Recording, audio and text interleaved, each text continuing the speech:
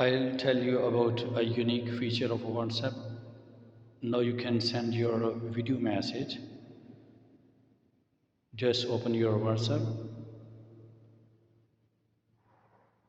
and click where you type your message. On the right side, you will see a sign, one icon, voice message icon. Just click it once and it will change into video icon. Then click, press and hold for a while, and then start recording your message. And when you will release it, then you can send your message.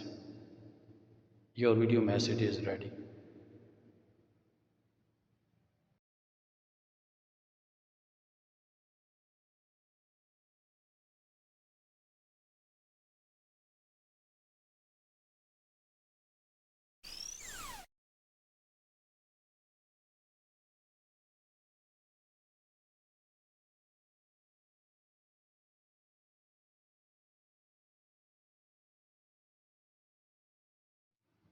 Hello, how are you?